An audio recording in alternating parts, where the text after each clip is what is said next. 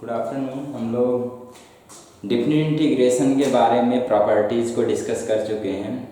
अब यहाँ पे एक अगर फंक्शन पीरियोडिक फंक्शन है तो उसके लिए ये 4-5 फार्मूले हैं, इसका हमें यूज़ करना है।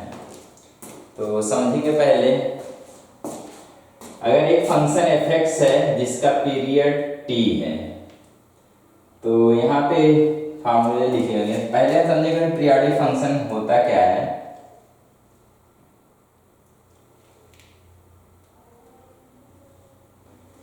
तो एक ऐसा फंक्शन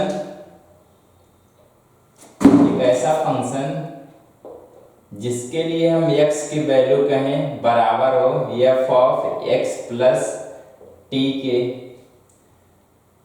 और f(x + 2t) के भी। इसी तरह मतलब चलता ही जाएगा f(x + 3t) के भी, और कह सकते हैं इसी तरह ये बराबर हो f(x + nt)। यहाँ पे n हमारा कोई इंटीजर होगा, माइनस में भी होगा इसलिए इंटीजर कंसीडर कर सकते हैं यहाँ पे। ये बराबर होगा x माइनस f(x - t) के लिए भी, और इसी तरह f(x - 2t) के लिए भी। तो ऐसे फंक्शन को हम पीरियोडिक फंक्शन कहेंगे जिसका पीरियड t हो। अब यहाँ पे हमारा जैसे पहला फॉर्मूला है, कह रहा है कि 0 से n × t तक हमें इंटीग्रेट करना है f(x) को। तो 0 से अगर एक पीरियड t यहाँ पे हमारा होगा 2t, यहाँ पे उतने इंटरवल पे आएगा 3t। तो जो भी ग्राफ का शेप पहले वाले में होगा, पहले वाले इंटरवल में, वैसा ही शेप सेकंड वाले t से 2t के बीच में भी आएगा। इसी तरह 2t से 3t के बीच में भी वही आएगा। जैसे हम कहें कि sin x, क्योंकि पीरियोडिक फंक्शन होता है तो sin x का अगर एग्जांपल लें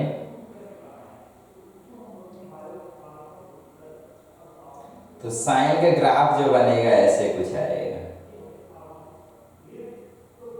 यहाँ पे हमारा π/2 और t = यहाँ पे ये हमारा पाई होगा, यहाँ पे ये t होगा 2π, क्योंकि साइन का जो पीरियड होता है वो 2π होता है।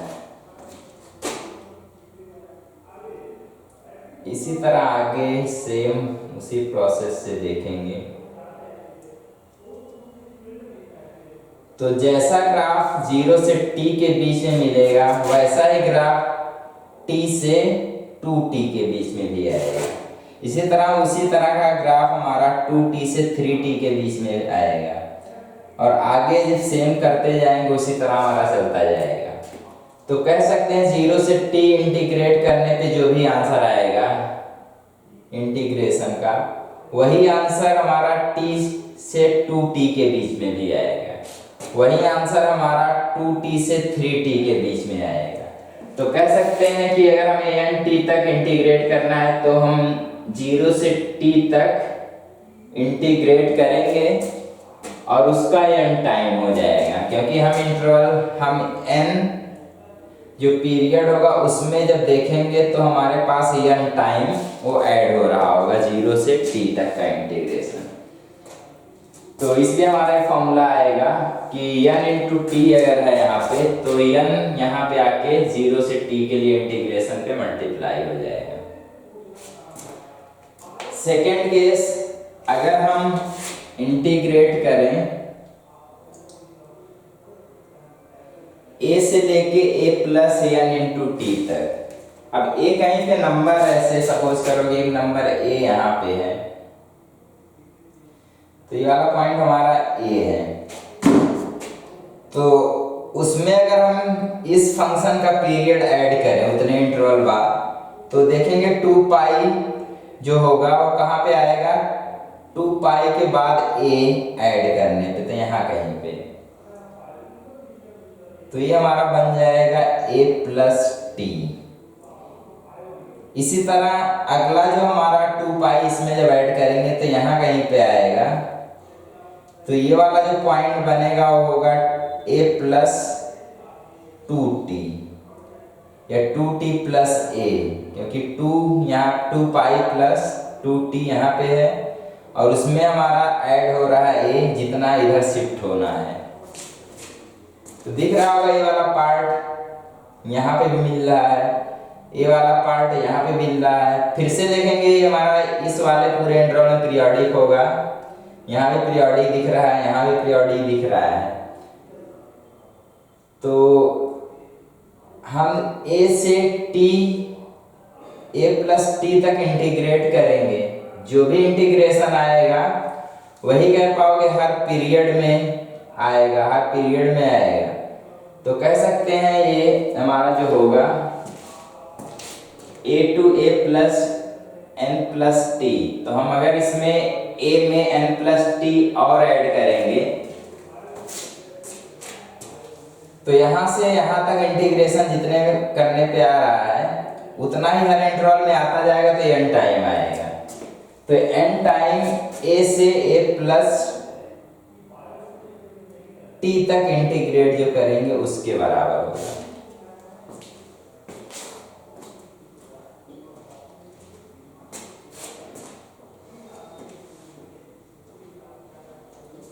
अगर हम इसको पीछे ले जाए, पूरा इस वाले इंटरवल को अगर पीछे ले जाए तो जितना इधर ऐड करेंगे उतना ही इधर खत्म हो जाएगा, क्योंकि इसको पूरा इधर शिफ्ट करना है। इसी तरह अगर हम इसको और आगे शिफ्ट करें तो यहाँ पे पॉइंट यहाँ पे आ जाएगा। तो जितना ये वाला एरिया इस इंटरवल में ऐड होगा उतना ही एरिया इस इंटरवल में सब्ट्रैक्ट हो जाएगा। तो अगर हम पूरा यहाँ पे शिफ्ट कर देंगे तो हमारा जो इंटरवल 0 से t है वो वाला जो एरिया है वो इस वाले पहले जो a और a प्लस t के बीच में था उसके बराबर होगा। तो यहाँ से हम कह सकते हैं कि अगर हम 0 से t के बीच में फंक्शन की इंटीग्रेशन करके वैल्यू निकालें, वही वैल्यू हर इंटरवल में a से a प्लस टी के बीच में भी आएगा, वही हमारा a प्लस टी से a प्लस 2t के बीच में आएगा। इसी तरह a प्लस 2t से a प्लस 3t के बीच में आएगा। इसी तरह कह पाएंगे अगर हम n t तक ऐड करेंगे तो हमारे पास n ऐसे मिलेंगे जो सेम इसी के बराबर ऐड हो रहे होंगे। तो यहाँ पे इसीलिए n का मल्टीप्लाई हो जाएगा। तो जो सेकंड हमारा फार्मूला है, जब भी यहाँ पे और यहाँ पे सेम, यानी जो भी यहाँ पे है पहला जिस पॉइंट से शुरू हुआ है x, उसमें अगर n t और ऐड कर देंगे तो वहां तक अगर इंटीग्रेट करना होगा तो n into t into integration from 0 to t हो जाएगा।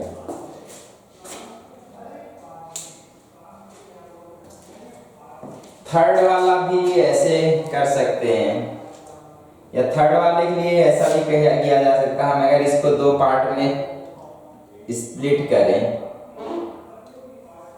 तो जो अगर इसको हम दो पार्ट में स्प्लिट करें तो बनेगा m इंटू टी टू 0, यहाँ से 0 तक करें f of x into d x plus 0 to n into t f of x into d x. तो यहाँ से बनेगा, हम इसको अगर पहले लिखें तो 0 से n into T f of x into d x, और उसको क्योंकि लिमिट हम अगर आपस में इंटरचेंज करेंगे तो माइनस आ जाएगा, तो ऐसे भी लिख सकते हैं 0 से m into T f of x into d x.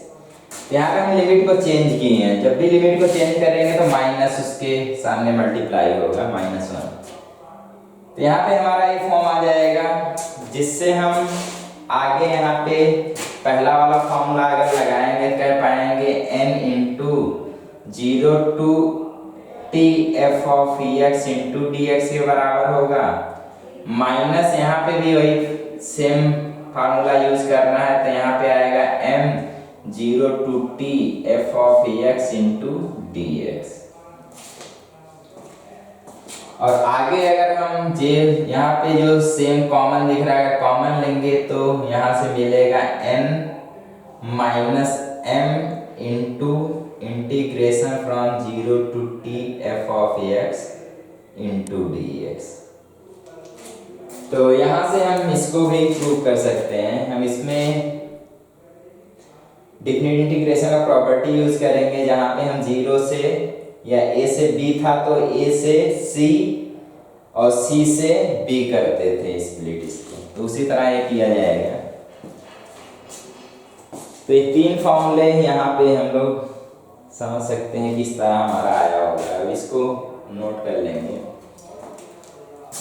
यहाँ पे सभी n और m जो हमारा m और n जो होंगे वो इंटीजर होंगे।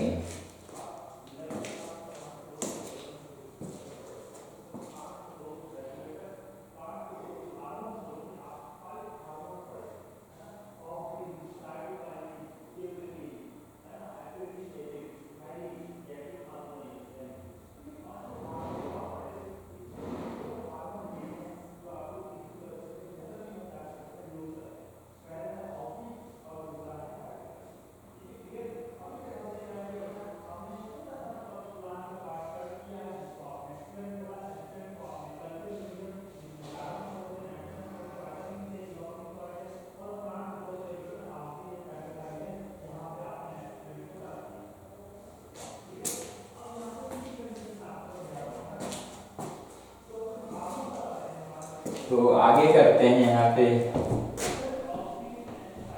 जो आगे दो लिखे हुए उसका प्रूफ देखेंगे कैसे, तो उसको समझेंगे कैसे ये फॉर्मूला हमारा डिस्क्राइब किया गया होगा।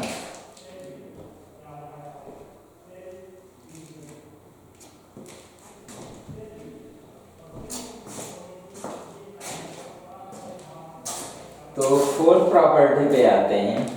तो फोर्थ प्रॉपर्टी को देखने के लिए वही सेम हमें ग्राफ से अच्छे से डिस्क्राइब हो जाएगा कैसे फॉर्मूला डिस्क्राइब किया गया होगा।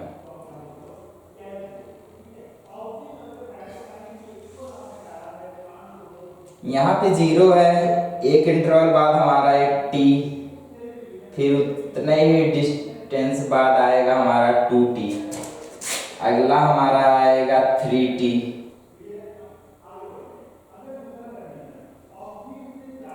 और इसी तरह नेक्स्ट हमारा 4t, ऐसे चलता जाएगा। अब यहाँ पे हमारा जो फंक्शन का इंटीग्रेशन फ्रॉम एन टी से a प्लस एन टी। अब एन टी यहाँ पे कहीं पे भी अगर t है तो यहाँ पे हम सपोज कर सकते हैं, या आगे यहाँ पे भी जहाँ पे हमारा t वही स्टार्ट हो रहा है यहाँ पे सपोज कर रहे हैं। मान लेते हैं हमारा यहाँ से हम लोग देखना चाहें तो जो भी फंक्शन होगा हमें इंटीग्रेट करना है यहाँ से लेके एक नंबर a कहीं पे हो, मान लो यहाँ कहीं पे होता है एक नंबर a, तो ये वाला पॉइंट हमारा है, यानी ये वाला डिस्टेंस जो हमारा a है, a यूनिट। तो यहाँ पे जो पॉइंट आएगा वो बनेगा 3t प्लस a।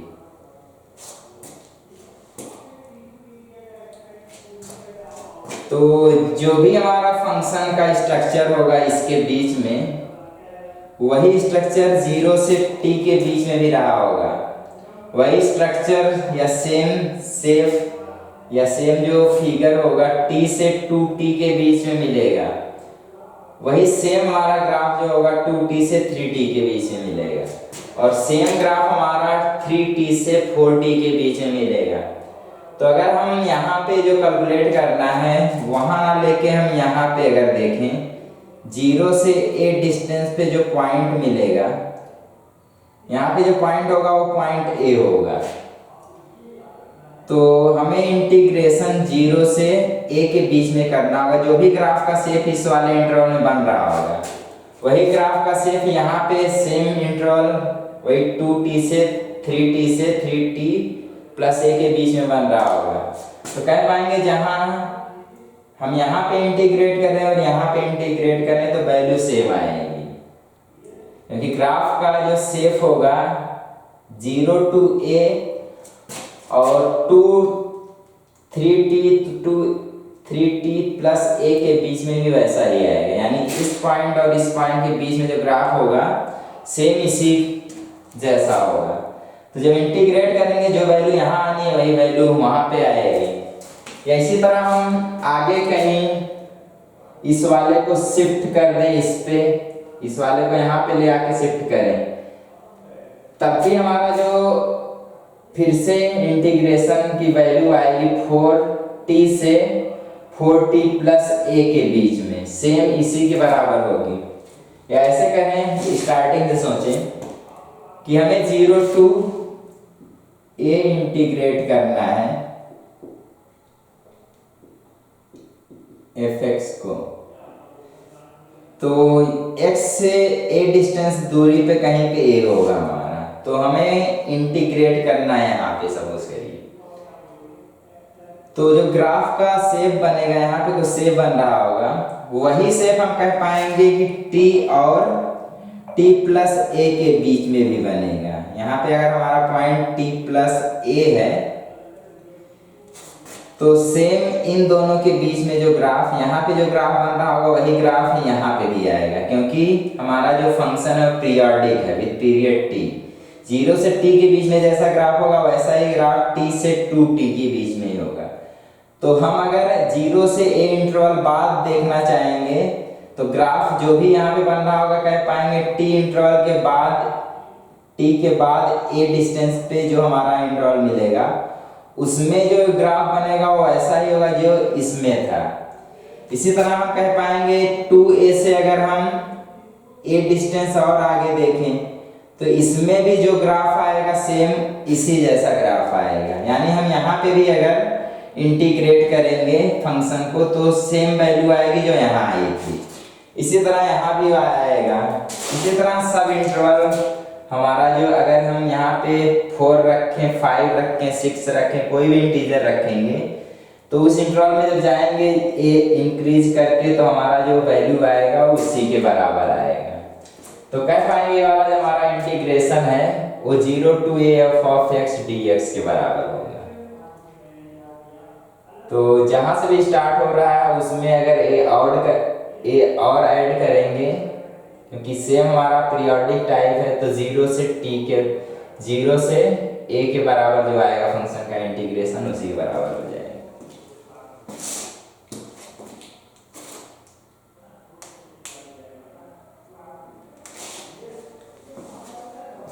सेकंड वाला थोड़ा 4th 5th वाला समझेंगे।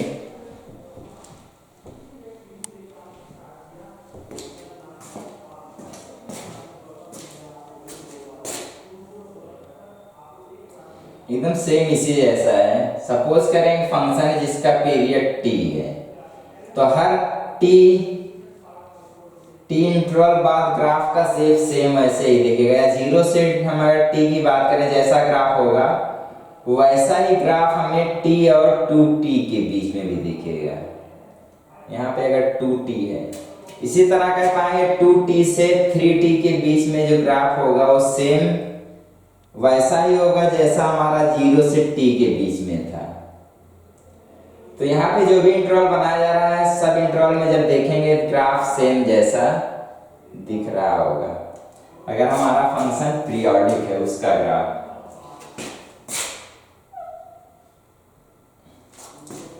तो आगे चलो आते हैं, अगर हम कहें a से b अगर एक फंक्शन को इंटीग्रेट करें तो यहाँ पे सपोज करें पॉइंट a है और यहाँ पे सपोज कर लेते हैं यहाँ पे एक पॉइंट b है।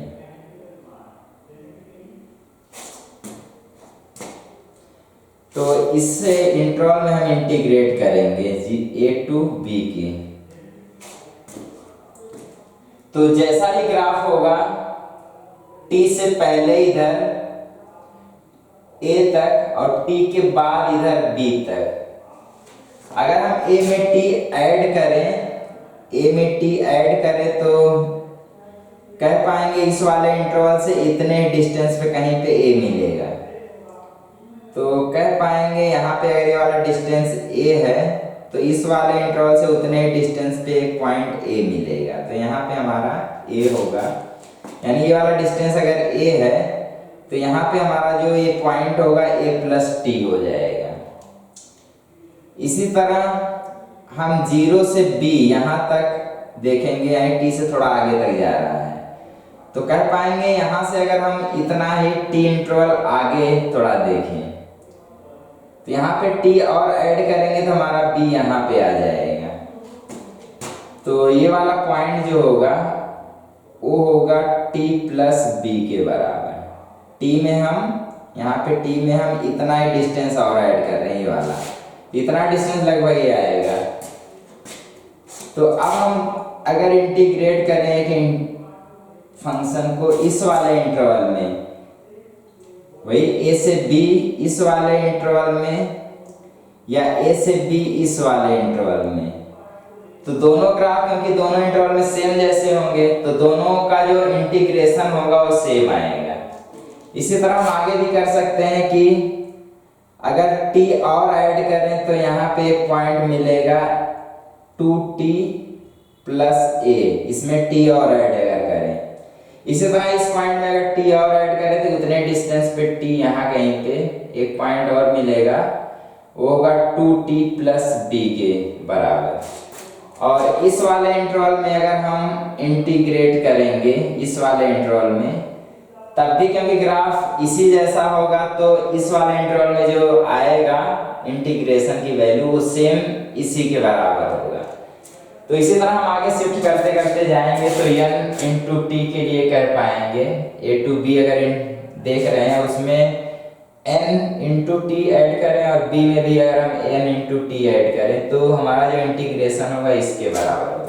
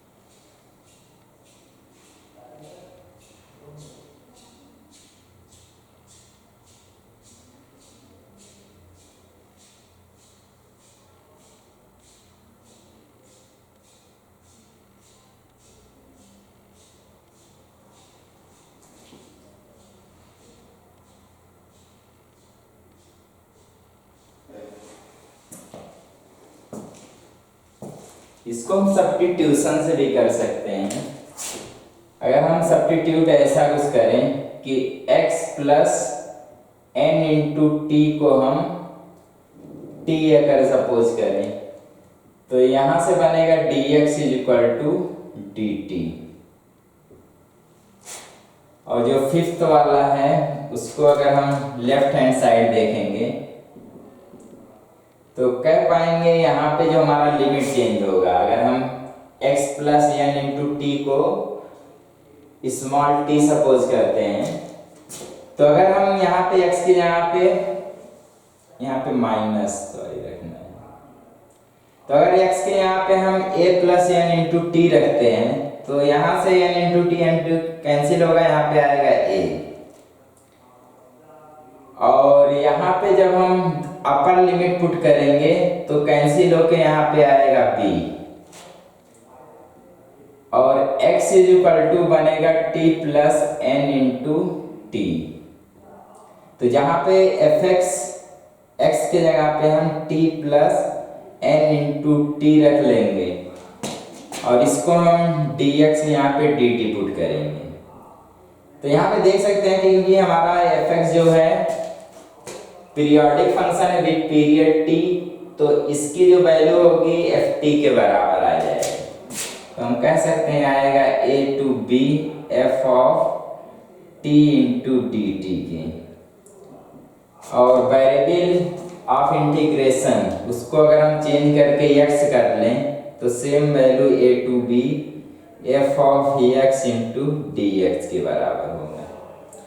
तो यहाँ से भी ऐसे सब्स्टिट्यूशन करके शो किया जा सकता है। ग्राफ से थोड़ा विजुलाइज करना पड़ेगा, क्लियर दिख जाएगा कि इसका आंसर यही आएगा, लेकिन यहाँ सब्स्टिट्यूशन से एकदम क्लियरली हो सकता है।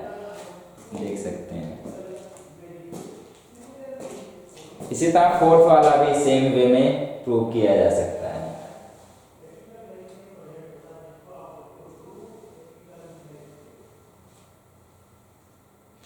और जितने ही पीछे वाले थे उनको हम सब्स्टिट्यूशन से ऐसे कर सकते हैं। तो आगे थोड़ा इससे बेस्ड क्वेश्चन करेंगे, इसको नोट कर लें।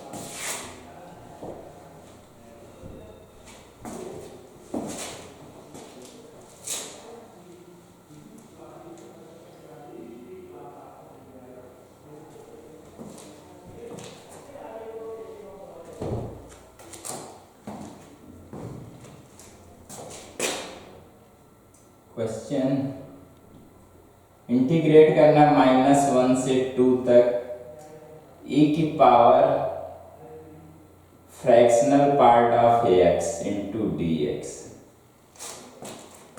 where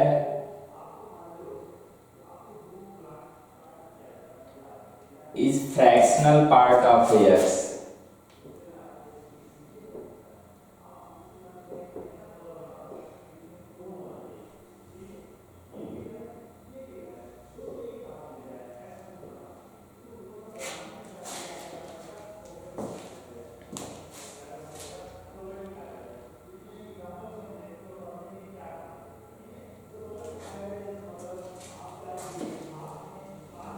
तो चलो ये वाला क्वेश्चन करेंगे। तो पहले तो हमें समझना पड़ेगा ये जो फंक्शन है e की पावर x से पीरियोडिक है। पीरियोडिक क्यों है? क्योंकि फ्रैक्शनल पार्ट ऑफ x हमारा ऊपर वाला जो पावर में वो पीरियोडिक है।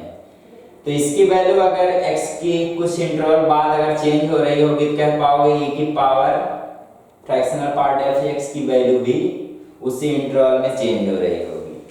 तो कह पाएंगे जो पीरियड इस वाले फंक्शन का होगा वही पूरा इस वाले फंक्शन का मिलके बनेगा। तो यहाँ पे बनेगा हमारा एक पॉइंट जो याद रखने वाला होगा, ये होगा कि e की power fractional part of x is a periodic function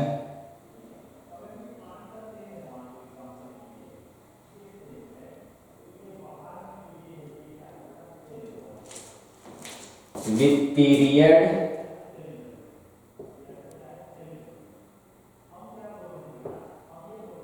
one. तो जो इसका पीरियड होगा 1 होगा, क्योंकि फ्रैक्शनल पार्ट ऑफ x का जो पीरियड होता है 1 होता है। तो यहाँ पे चलो फॉर्मूला यूज करेंगे। क्या फॉर्मूला बनाया जा सकता है? तो हमारे पास एक फॉर्मूला ऐसे कुछ था जो नीचे पे a था, ऊपर हमारा फिर a plus n into T type कुछ था। और अगर हम इंटीग्रेट कर रहे थे fx को जो कि पीरियोडिक है विद पीरियड t, तो इसकी वैल्यू जो हो रही थी वो 0 to t f of x into dx के बराबर थी। तो सेम यहाँ पे भी कॉन्सेप्ट वैसा ही बनाना पड़ेगा। नीचे क्योंकि -1 है तो ऊपर भी हम -1 प्लस कुछ रखना चाहेंगे। तो यहाँ पे जो है अगर इसको i कहें तो i हमारा आ जाएगा -1 से -1, क्योंकि यहाँ -1 करेंगे तो यहाँ पे हमारा 3 हो जाएगा, क्योंकि ऐड करने पे वही 2 आना चाहिए। तो यहाँ पे e की power fractional part of ax into d x होगा, क्योंकि डायरेक्ट अभी हमें नहीं पता कि वहाँ पे जो ये फंक्शन है पूरे यहाँ से यहाँ तक इसकी वैल्यू क्या रख के हम सॉल्व करेंगे। x रखेंगे या x² या क्या बनेगा, x+1 बनेगा, x+3 बनेगा, या तो उस तरह हम इंटरवल में बांट के फिर देखें कि जब इस इंटरवल में होगा तो x fractional part of x की वैल्यू क्या आएगी। तो उस इंटरवल में रख रख के हम जैसे -1 से 0, 0 से 1, 1 से 2 ऐसे कर सकते हैं। एक हम प्रॉपर्टी अगर यूज करें कि अगर हम इस तरह रख देते हैं, क्योंकि हमें पता है इसका पीरियड 1 है, तो यहाँ पे 3 इंटू 1 हो जाएगा, वही -1 प्लस 3 इंटू 1, यहाँ पे 1 पीरियड है इस वाले फंक्शन का। तो यहाँ से अगर फॉर्मूला यूज करेंगे तो क्या पाएंगे, फॉर्मूला बन जाएगा 0 से 1 e की power fractional part of x into d x.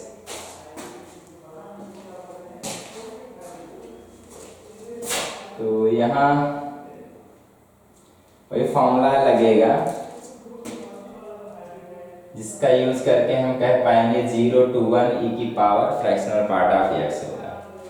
तो x की वैल्यू जब 0 से 1 बिलोंग करती है तो फ्रैक्शनल पार्ट ऑफ x के बराबर होता है। तो फ्रैक्शनल पार्ट ऑफ x को चलो थोड़ा डिस्क्राइब कर दिया जाए। फ्रैक्शनल पार्ट ऑफ x होता क्या है, x minus integral part of x होता है। तो कह पाएंगे अगर इंटीग्रल पार्ट ऑफ x के बारे में हमें पता है कि x की वैल्यू अगर 1 से 0 के बीच में होगी या 0 के बराबर होगी तो इंटीग्रल पार्ट ऑफ x की वैल्यू 0 होती है। तो यहाँ पे हम 0 अगर पुट करेंगे तो कह पाएंगे हमारा यहाँ पे फ्रैक्शनल पार्ट ऑफ x आएगा। आगे इंटरवल हम 1 से आगे ले जाएंगे, तो अगर x की वैल्यू 1 हो या 2 से छोटी हो या 1 से बड़ी हो और 2 से छोटी हो, उस केस में हमारा इंटीग्रल पार्ट ऑफ x 1 बनता है। तो हमारा जो फ्रैक्शनल पार्ट ऑफ x होगा वो x माइनस 1 हो जाएगा। इसी तरह अगर हम 2 से 3 के बीच में देखेंगे तो यहाँ पे x माइनस 2 आएगा, क्योंकि इंटीग्रल पार्ट ऑफ x की वैल्यू 2 होगी। इसी तरह कह पाएंगे 3 से अगर हम x की वैल्यू 4 तक देखेंगे तो यहाँ पे x माइनस 3 हो जाएगी। और अगर हम और पीछे जाएं -1 से 0 तक अगर देखें तो इंटीग्रल पार्ट ऑफ x की वैल्यू -1 आएगी। तो यहाँ पे पहले से माइनस है तो माइनस माइनस मल्टीप्लाई होके प्लस हो जाएगा, तो x प्लस 1। इसी तरह फिर ऊपर भी हम इसको सॉल्व करके देख सकते हैं, ऑब्जर्व कर सकते हैं। तो यहाँ हम तोड़ के भी कर सकते हैं, चलो पहले ऐसे ही करते हैं। तो यहाँ पे हम क्या करेंगे, 0 से 1 इंटीग्रेट करेंगे। जब इसकी वैल्यू हम वही देखेंगे, x की वैल्यू 0 से 1 अगर बिलोंग कर रही तो फ्रैक्शनल पार्ट ऑफ x किसके बराबर होगा, x के बराबर। तो हम डायरेक्ट लिख पाएंगे 0 to 1 f e की power x into d x. और इसको अगर इंटीग्रेट करें तो e की पावर x का इंटीग्रेशन e की पावर x ही आता है।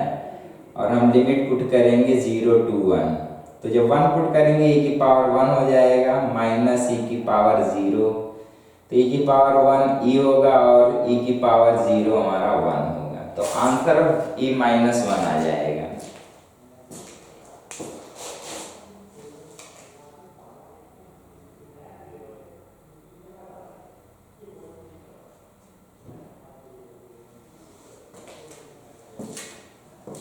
इसको हम दूसरी तरह वही ओपन करके इस तरह आसानी से हो गया, देखते हैं एक बार थोड़ा प्रॉपर्टी सेकंड जहाँ पे c में स्प्लिट करके वही स्प्लिट करके अगर किया जाए एक एक इंटरवल में, तो -1 से 0 e की power fractional part of x into d x plus 0 to 1 e की power fractional part of x into d x plus 1 to 2 e की power fractional part of x into d x.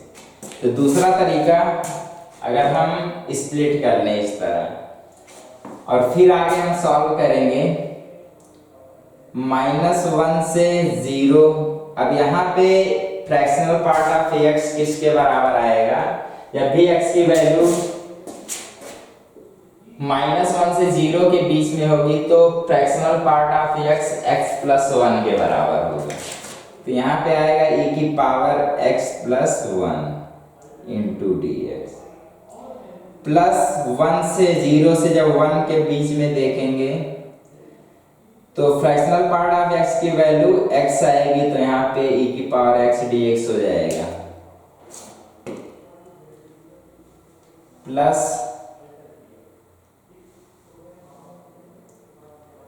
हम आगे जब जाएंगे 1 से 2 तो यहाँ पे बनेगा e की power x minus 1 fractional part of x into d x. तो चलो तीनों को सॉल्व करेंगे।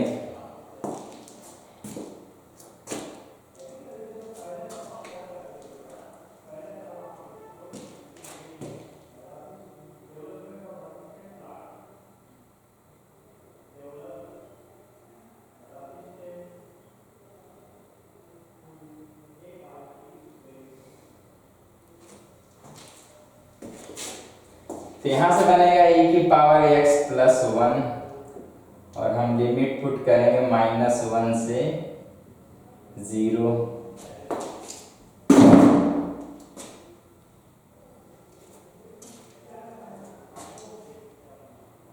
फिर यहाँ पे आएगा e की पावर x और लिमिट पुट करेंगे 0 से 1।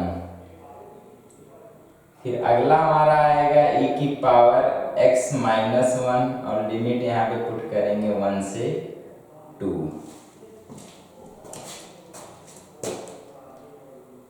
तो यहाँ पे जब पुट करेंगे तो आएगा e की पावर 1 जब 0 पुट करेंगे, जब -1 पुट करेंगे तो हमारा e की पावर 0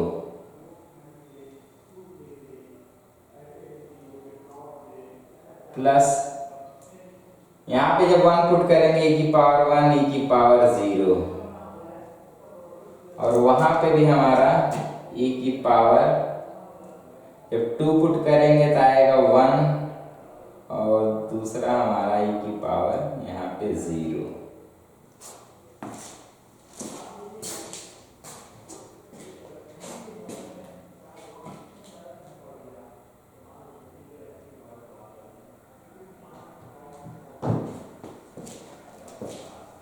यहाँ पे n टाइम होगा तो पहला वाला थोड़ा वहाँ पे 3 से मल्टीप्लाई होता तो यहाँ वहाँ थोड़ा गड़बड़ हो गया था, तो फॉर्मूला ये यूज करना था। तो यहाँ से जब सॉल्व करेंगे 3 इंटू ई की पावर 1 माइनस 1 आएगा, तो आंसर ये आएगा। वहाँ पे थोड़ा मिस्टेक था क्योंकि फॉर्मूला हम थोड़ा यहाँ पे ऐसे होता है, इसको हम थोड़ा यूज करेंगे। तो n से वही मल्टीप्लाई नहीं हुआ था, तो n वहाँ पे 3 था, तो 3 से मल्टीप्लाई करेंगे तो यहाँ पे ऐसे आंसर आता। तो यहाँ थोड़ा मिस्टेक हो गया था, मतलब फॉर्मूला ये होगा।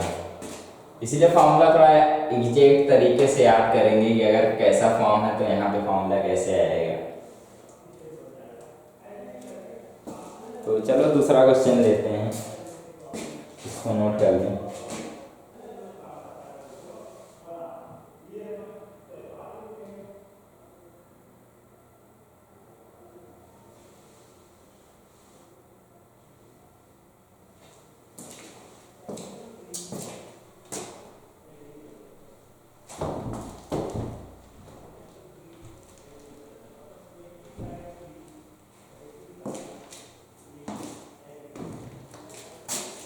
अगला क्वेश्चन हमारा कि हम 0 to n पाई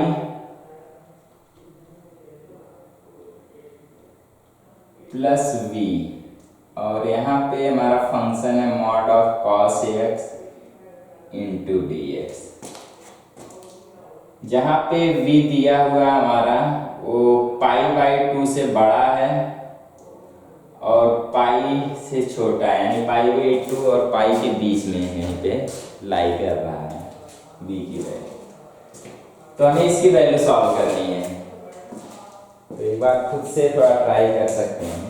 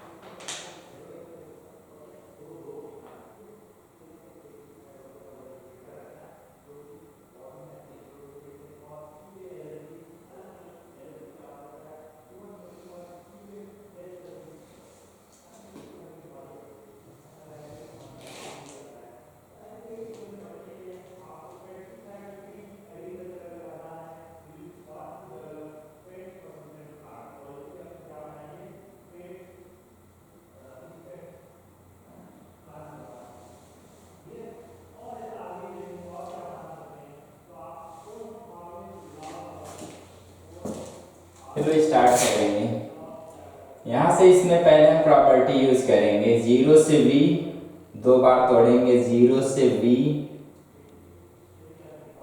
यहाँ पे mod of cos x, same वही फंक्शन लिखना है, plus v2 v plus n into pi mod of cos x into d x.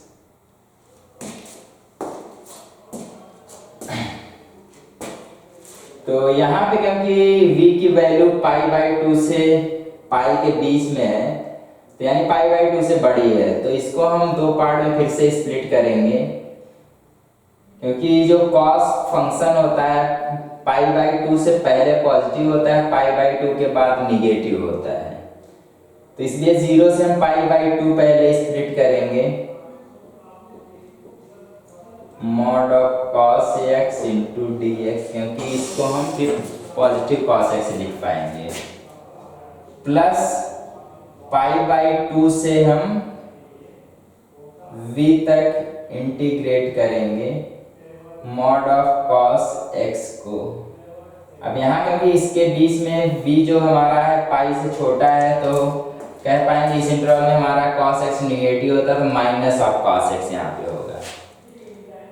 और तीसरा हमारा यहाँ पे प्रॉपर्टी यूज करेंगे, तो आएगा n into 0 to pi mod of cos x into d x.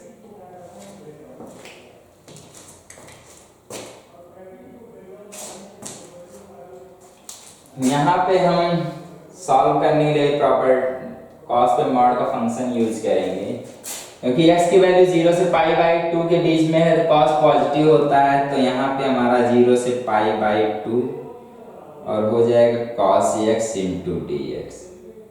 Second वाले में माइनस हो जाएगा, क्योंकि इस वाले इंटरवल में पाई बाई 2 से पाई के बीच में हमारा cos x निगेटिव होता है, यानी इस इंटरवल में हमारा cos x निगेटिव, तो माइनस आ जाएगा, तो माइनस पहले यहाँ पे लगा दिया गया है, तो यहाँ पे पाई बाई 2 से v और यहाँ पे cos x into d x हो जाएगा। थर्ड में आएंगे, हम प्रॉपर्टी यूज करेंगे जो हमारा था 0 to 2af of x into d x, हमारा होता है 2 time 0 to af of x के बराबर dx के बराबर, जब हमारा f of 2a minus x जो है fx के बराबर हो। तो यहाँ पे वही केस हो रहा है कि अगर हम cos of pi minus x करें और उसका मॉड लें तो आएगा mod of minus cos x, और मॉड है क्योंकि ये बराबर हो जाएगा कॉस एक्स के, मॉड ऑफ कॉस एक्स के। तो कह पाएंगे कि यहाँ पे सेम ये वाला प्रॉपर्टी होल्ड कर रहा है, तो सीधे हम इसको यहाँ पे लिख पाएंगे 2 टाइम 0 से पाई बाई 2 और cos x into d x, mod of cos x। और 0 से पाई बाई 2 के बीच में cos x पॉजिटिव होता है, तो ये पॉजिटिव से ओपन हो जाएगा, तो यहाँ पे cos x आ जाएगा। अब इस वाले को पूरे को सॉल्व कर लेंगे, हमारा यहाँ से आंसर बनेगा। तो इजी है सॉल्व करना, क्योंकि हर जगह cos x का इंटीग्रेशन करना और लिमिट पुट करना है। लिमिट पुट करके इसको सॉल्व करेंगे, आसानी से हो जाएगा। और इसका आंसर आएगा, सॉल्व करेंगे, आएगा 2n plus v minus sine of v। तो नोट कर लेंगे, ये सॉल्व करके देखेंगे कि हमारा आंसर आ रहा होगा।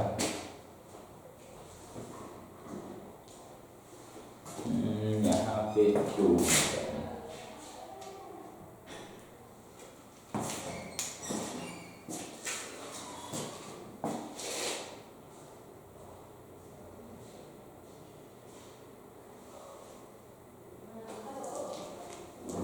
चलो होमवर्क का क्वेश्चन कुछ है, नोट कर लो।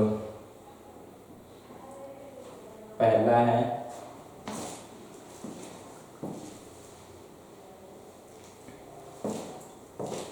-1 से 2 fractional part of 3x e की पावर में है, e की power fractional part of 3x into d x. तो इसकी वैल्यू फाइंड करना है। सेकेंड है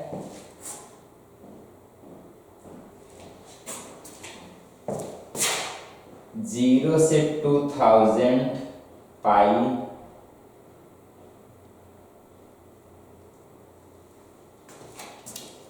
dx बाई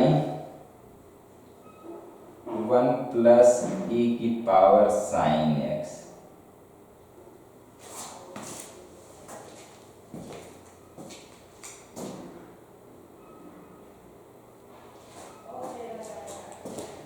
तो यहाँ इसका आंसर जो आएगा, आंसर भी लिख लो। आंसर जो फर्स्ट का होगा वो π/4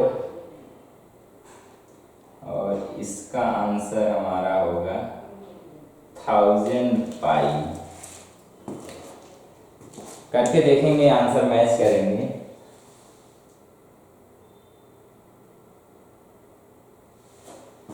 इसका 3 यहाँ पे 3 इंटू e माइनस 1 है।